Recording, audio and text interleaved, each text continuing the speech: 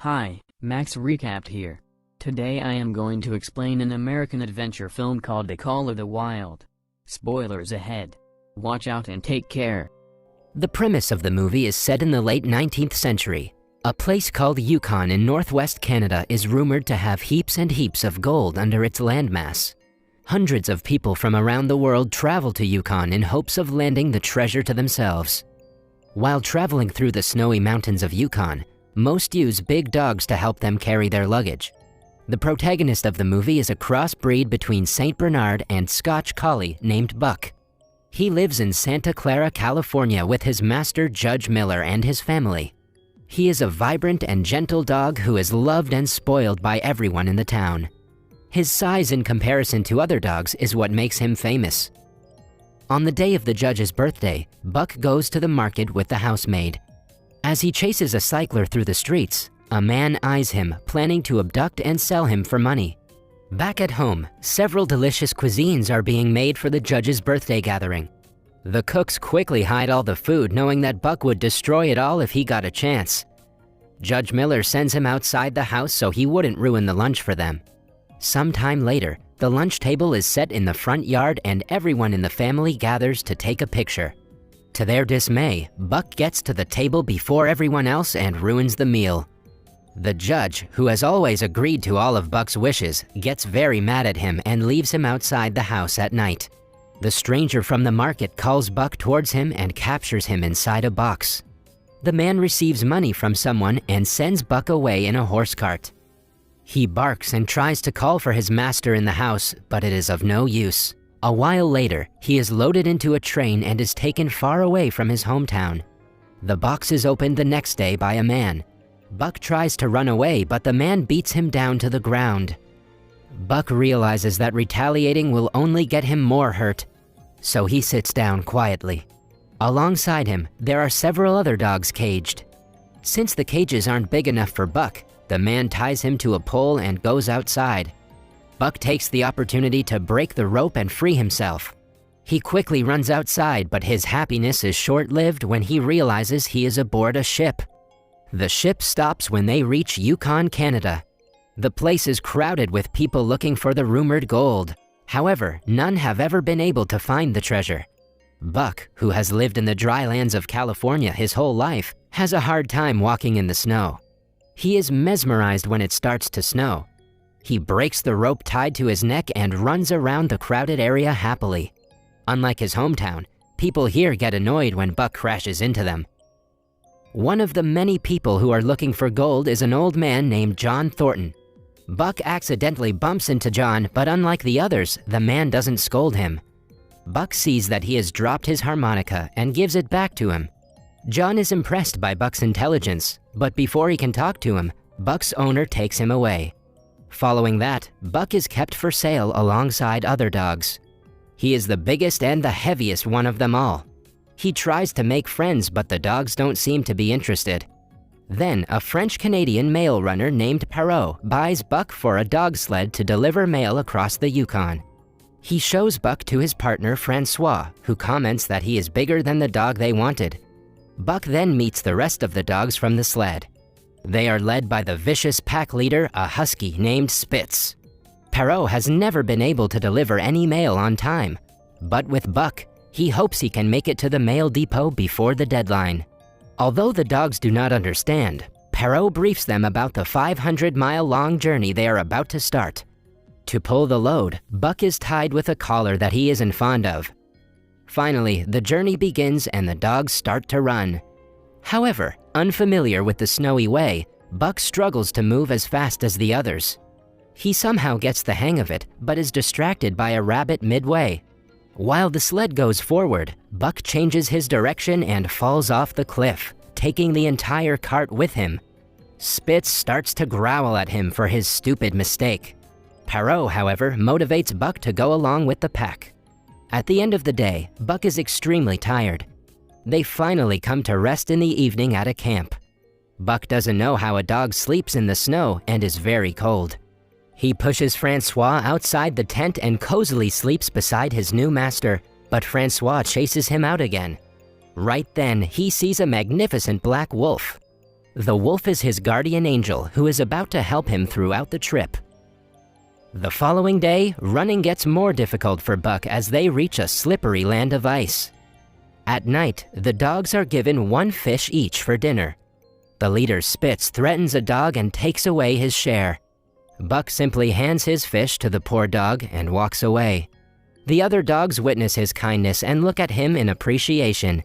One day, after a long day of working, the dogs are thirsty, but Spitz doesn't let the others drink from the little puddle. Buck breaks a little bit of ice and creates a puddle for the others. They start to respect Buck more than Spitz, which makes him very angry. As time passes, Buck learns how to run in the snow. Because of him, the sled moves faster than ever. One day, they reach a frozen lake that they have to cross. Francois goes to check for the cracks in the lake, but she accidentally falls into one. Perrault runs to save her, but Buck beats him to it. He jumps into the lake and gets to Francois, but is now lost inside it.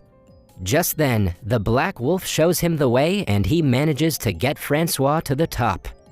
Perrault loses sight of Buck and gets nervous, but he appears beside him some seconds later. He hugs Buck while Spitz watches them in jealousy. Later at night, Francois, Buck, and Perrault sit around the fire and talk. Francois tells Buck that Perrault's one wish in life is to get the letters to the mail depot in time. She adds that Perrault really believes Buck and that he is the only one who can help fulfill his dream. Spitz watches them talk from afar and lets jealousy get the best of him.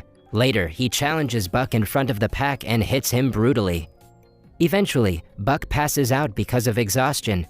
The pack is too scared to stand up to Spitz, but one dog barks at Buck to get up and fight. Buck hears the noise and gets up, determined to fight back. He knocks Spitz down in only a few seconds. The others celebrate Buck's win as Spitz quietly walks away from the pack. When their masters wake up the next day, they find Spitz missing. Without wasting more time, they decide to continue the journey. Buck comes in front of the pack as their new leader, but Perrault wants to make another dog lead. He tries to tie the collar around the dog's neck, but he refuses to do so. The pack has already accepted Buck as their leader, so Perrault quietly ties the collar on him. They continue the trip going faster than ever, but midway, they come across a snowstorm. Perrault asks Buck to change the direction to the left, but Buck sees his guardian on the right side and realizes they have to go right. He doesn't follow Perrault's order and saves everyone from the snow. A while later, they finally reach the mail depot on time. Perrault is beyond happy to distribute the letters to the people. In one of the cabins, John Thornton writes a letter to his wife reminiscing about his deceased son. When John hands the letter for delivery, he recognizes Buck. Perrault receives a letter and finds out that the mail route is being replaced by the telegraph, so his services are no longer needed. He reluctantly sells the dogs to a shop, leaving Buck without a master. Then, a man named Hal gets his eyes on the dogs and buys them to use to carry luggage. He ties the dogs to a sled filled with heaps of luggage and a woman. The weight is too much for the dogs to handle, but Hal doesn't want to back down. He asks his brother-in-law Charles to hit the dogs, but John stops them midway. He suggests they don't start the journey because a snowstorm is approaching in a few hours. Hal doesn't take his advice and makes the dogs drag the luggage somehow. They soon get tired and fall to the ground because of the weight, which angers Hal even more. He brings out a gun and gets ready to shoot Buck dead, but John stops him again. An enraged Hal leaves Buck with John and continues the trip with the other dogs. John takes Buck home and takes care of him. When they are at the bar in the evening, Hal attacks John, blaming him for his dogs running away. Buck saves his master and returns home with him. The next day, John tells him about his late son and his wish to travel to a place that is beyond the maps. He then invites Buck on the trip with him. They set off on a rowboat and travel for several days. Back at John's house, Hal finds the map and realizes John and Buck have gone on the search for gold. In the meantime, John and Buck abandon the boat because of damage and walk on foot. After many days, they finally reach an old cabin. At night, Buck hears the howling of wolves from the woods, but John calms him, saying that they are his ancestors. When John is bathing in the river the next day, he finds a piece of gold. He has finally discovered the treasure of Yukon that everyone is looking for. Buck sees a white wolf running towards the woods and decides to follow her. He tries to make friends with her, but she runs away, scared. The next day, he watches the pack of wolves from afar. A wolf falls into the river while trying to hunt, but is saved by Buck at the last minute. The pack finally accepts Buck as their own and welcomes him to the group. Buck starts to stay out with them playing and hunting. He has finally found his home, and John sees that too. Seeing Buck with his family, John decides to go back to his own. He explains to the dog that they will now be parting ways. Buck sadly walks away to his pack after saying his last goodbye to John. However, at night, Hal attacks John and sets fire to his cabin. He has come to kill John and take his revenge. As the two struggle, John gets shot in the stomach. Hal is about to shoot him dead when Buck finally comes to his master's aid. He grabs Hal and throws him into the burning cabin, ending him once and for all. He then sits beside a dying John and stays with him as he takes his last breath. The following day, the white wolf comes to fetch him and takes him away into the woods. As time passes, Buck has offspring with the white wolf. He leads the pack and teaches them not to give in to their fears. Buck is now his own master. The IMDb rating of this film is 6.8. Subscribe for more videos like this, turn on notification and leave a like to help the channel out. Thank you for watching.